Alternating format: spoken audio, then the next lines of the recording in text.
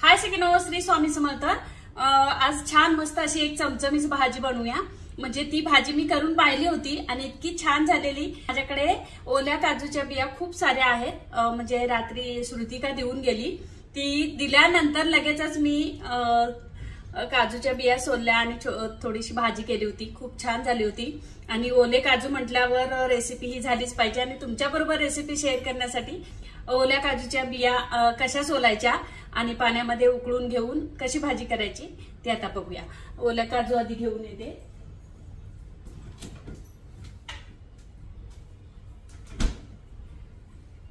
ही पिशवी भरून आणली होती ओले काजू, तर त्याच्यातले मी थोडेसे केलेले आहेत आणि आता थोडीशी भाजी करूया तुमच्या बरोबर। तिने सांगितलेलं की लगेच भाजी करा, कारण आम्ही कोकणातून घेऊन आलो तर 4 दिवस झालेले आहेत आणि तुमच्याकडे आल्यानंतर 2 दिवस होतील, तर लवकरच बिया काळ्या पडू शकतात, तर लवकर भाजी करा। आम्ही भाजी तर करून खाल्लेली आहे, पण तुमच्यासाठी खास ही रेसिपी शूट करणार आहे, तर व्हिडिओ पूर्ण पहा। आता ह्या बिया सोलून घेऊया।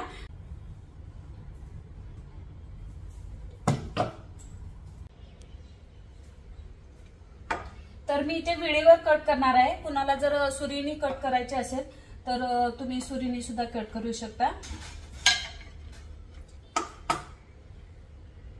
आता ह्या पूर्ण बिया मी अशा कापून घेते, टाइम लॅप्स लावते, कारण खूप वेळ होणार आहे आणि व्हिडिओ मग खूप मोठा होईल। हाताला पूर्ण तेल लावून घेतल्यावर इथे 2 बिया मी कापून दाखवते।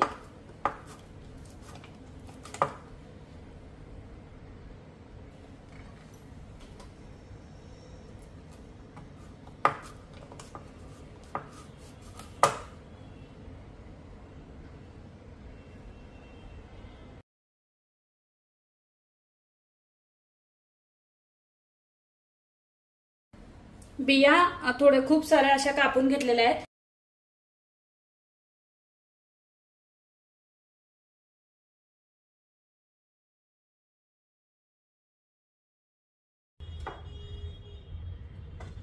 तर आता बिया थोड्याशा कापून झालेल्या आहेत आणि इथं थोडंसं कापलेलं आहे, त्यामुळे मी आता ह्या बिया कापणार नाहीये, त्या मी नेक्स्ट टाइम भाजी थोडीशी करेन। आणि आता ह्या उकळत्या पाण्यामध्ये टाकूया, म्हणजे ह्याचा चीक जो आहे तो निघून जाईल।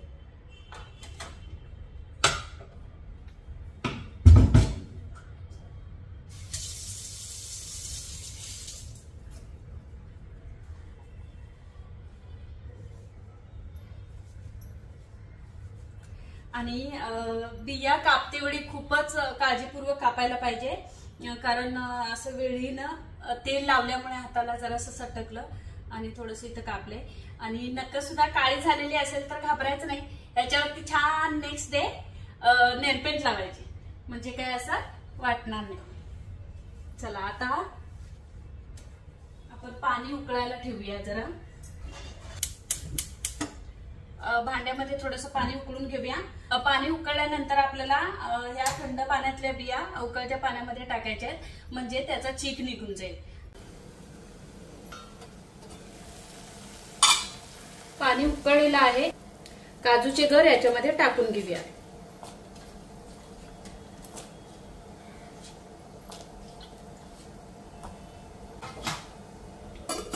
आता एक उकळी येऊ द्यायची। पाण्याला उकळी आलेली आहे आणि जो चीक आहे तो बाजूला असा झालेला आहे। आपण आता गॅस बंद करूया।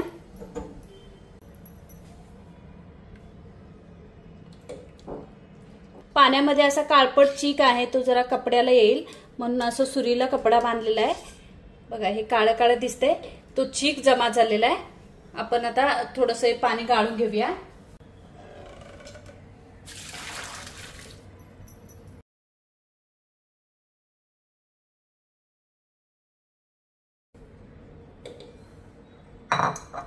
गरम पाण्यात आहे, म्हणजे मी गरम पाणी उकळतो होतं ते काढून घेतलं आणि थोडंसं त्याच्यामध्ये थंड पाणी टाकलं, एकदम व्यवस्थित असं निघतात बघा।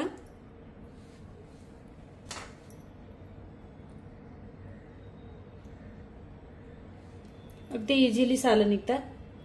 हे सर्व काढून घेते।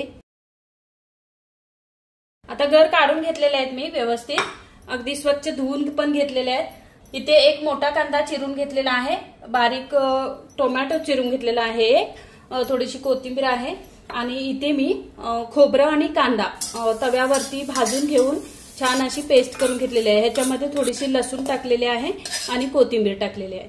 तर हे वाटण तयार आहे। आपण आता फोडणी देऊया। मसाल्यासाठी फोडणीमध्ये काय काय साहित्य लागणार आहे ते तुम्हाला पुढे बघायला मिळेल। आता इथे गॅसवरती भांडं ठेवलेलं आहे। मी मोठे 2 चमचे तेल टाकते।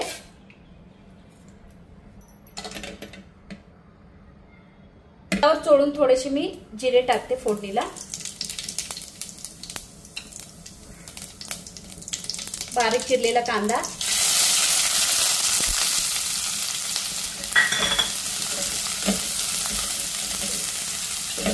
त्याच्यामध्ये अगदी थोडीशी आलं लसूण पेस्ट टाकणार आहे, कारण जेव्हा वाटण केलं त्याच्यामध्ये थोडीशी लसूण टाकलेलीच आहे। आता हे परतून घेऊया। आता कांदा थोडासा परतलेला आहे, आपण बारीक चिरलेला टोमॅटो टाकूया।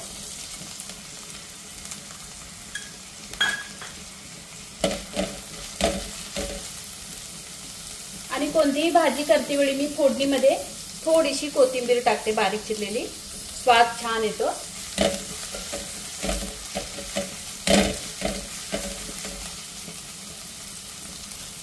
अगदी थोडंसं मीठ, टोमॅटो आणि कांदा अगदी मऊ होईल याच्यासाठी।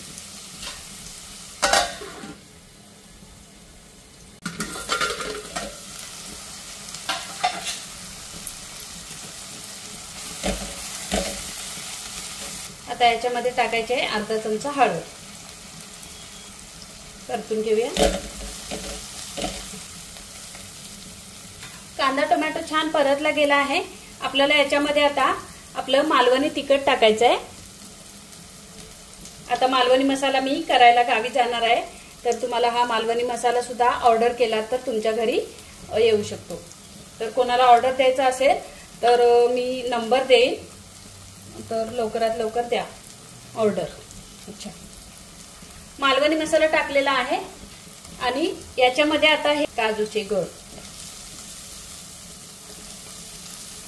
आता ज्या राहिलेल्या बिया पण मी घेतल्या असत्या तर छान भाजी भरपूर झाली असती, कारण बोटाला कापल्यामुळे मी भाजी आता कापायचं सोडून दिलं आणि जेवढ्या बिया आहेत त्याच्यात आपण भाजी करतोय।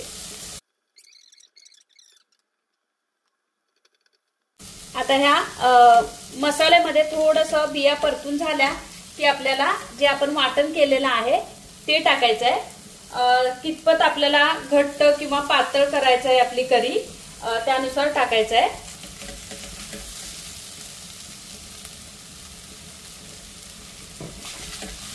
आणि छान असं परतून घ्यायचंय।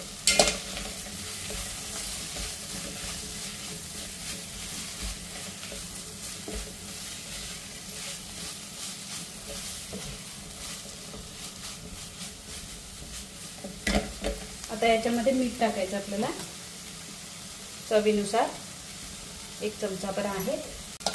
मीठ टाकल्यानंतर जरा थोडं परतून घेऊया आणि एक वाफ येण्यासाठी आपण झाकण ठेवूया। थोडीशी एक वाफ येऊ द्यायची।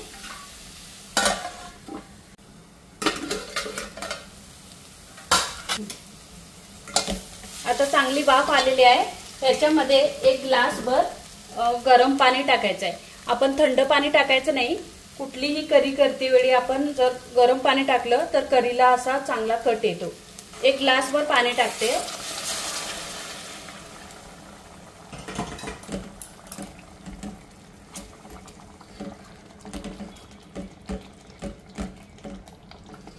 मस्त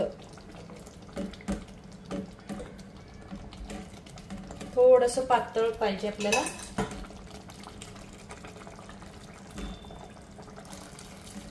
आपल्या आवडीनुसार ते करी तुम्हाला पातळ किंवा घट्ट अशी करू शकता।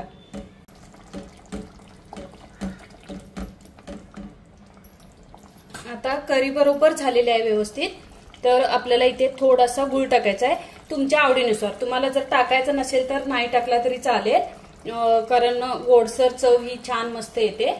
आणि इथे थोडासा अगदी गरम मसाला आता मिक्स करून घेऊया।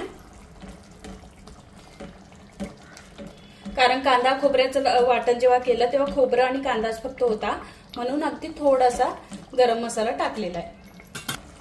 आता आपण झाकण ठेवूया आणि 10 ते 12 मिनिटांसाठी आपण हे मंद गॅसवरती म्हणजे मीडियम गॅसवरती आपण शिजवून घेऊया. आता 10 मिनिटं झालेली आहेत. भाजी शिजलेली आहे काय बघूया. 10 ते 12 मिनिटांमध्ये मीडियम गॅसवरती ही भाजी शिजली जाते. तर आता आपण बघूया.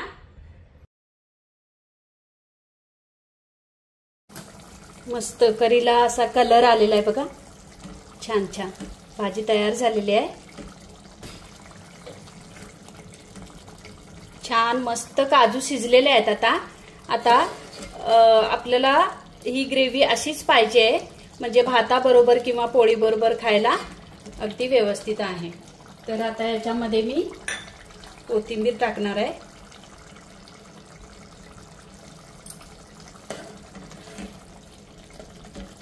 आहा मस्त. चला आता आपण सर्व करून घेऊया. गॅस बंद करते. थोडंसं झाकून ठेवते.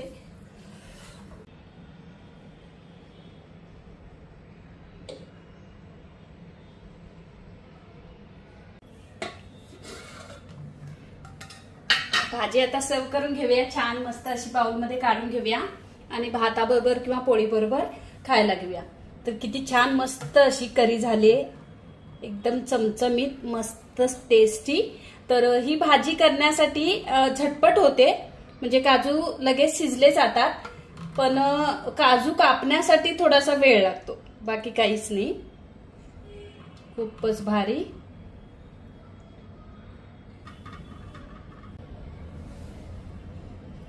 आता भाजीवरती काहीच ओलं खोबरं किंवा काहीच घालायची गरज नाही, फक्त अगदी अशी थोडीशी कोथिंबीर हे करते. मस्त. तर ही भाजी खायला मस्त तयार आहे. अगदी एक थोडासा टच. आहा मस्त. थँक्यू श्रुतिका. इतकी सुंदर भाजी झालेली आहे आणि ये खायला. छान अशी भाजी तयार झालेली आहे.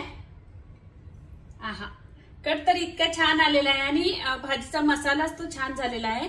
भाजी अजून जास्त झाली असती. बोटाला कट झाल्यामुळे मग मी भाजीच कापायची सोडून दिली, याने काजू कापायचे सोडून दिले. नंतर म्हटलं करता येईल. तर ती जेवढी आपण कापले होते काजू तेवढे घर काढलेलं आहे आणि अशी ही भाजी तयार झालेली आहे. तर व्हिडिओ तर तयार झालेला आहे. मस्त अशी चमचमीत ओल्या काजूची भाजी ह्या वर्षाची ही तयार झालेली आहे. म्हणजे आधी आम्ही खाल्लेली आहे, पण तुमच्यासाठी खास व्हिडिओ करण्यासाठी मी ही भाजी तयार केलेली आहे. आता ह्याच्यामध्ये घातलेला मसाला हा मालवणी मसाला होता. जर तुमच्याकडे कांदा लसूण मसाला असला तर तुम्ही घालू शकता. प्रॉपर अशी मालवणी पद्धतीची जर काजू करी करायची असेल तर मालवणी मसालाच वापरावा. आमच्याकडे मोठा भंडारा झाला तर कांदा लसूण मसाल्याची ऑर्डर पण होते आणि भंडाऱ्यासाठी मी तो मसाला घेऊन गेली होती. तर माझ्याकडे अजिबातच कांदा लसूण मसाला नाही, तर मी एक ट्रिक वापरली म्हणण्यापेक्षा काही माझ्या मैत्रिणी म्हणत होत्या मालवणी मसाल्याचा कांदा लसूण मसाला करता येतो का. तर माझ्याकडे 2 किलो मसाला आहे, त्याचा मी कांदा खोबरं आणि लसूण घालून कांदा लसूण मसाला करणार आहे. तर तो व्हिडिओ उद्या येईल. त्या यात्रेसाठी कांदा लसूण मसाला केला होता आणि तो पूर्ण संपलेला आहे. कांदा लसूण मसालाच आम्ही जास्त खातो. नवीन मसाला करायचा आहे, मालवणी मसाला आणि कांदा लसूण मसाल्याची ऑर्डर द्यायची असेल तर खाली मी नंबर देते, त्या नंबरवरती कॉन्टॅक्ट करा आणि जेवढ्या ऑर्डर येतात तेवढ्याच मी कांदा लसूण मसाल्याची ऑर्डर म्हणजे तेवढाच मसाला मी करून आणतो. जर तुम्ही ऑर्डर लेट दिली तर तसं नियोजन होत नाही, कारण पावसाळा यायच्या आधी आम्हाला मिरच्या घ्यायच्या असतात आणि त्याचं सोपस्कार खूपच असतात. मे महिन्याच्या 31 तारखेपर्यंत मसाला तयार होईल आणि घरोघरी पोहोचला जाईल. तर हा व्हिडिओ तुम्हाला कसा वाटला. व्हिडिओ आवडला तर नक्की लाईक करा, कमेंट करा, खूप साऱ्या मैत्रिणींना शेअर करा. थँक्यू. श्री स्वामी समर्थ. भेटूया आपण आता पुढच्या व्हिडिओमध्ये.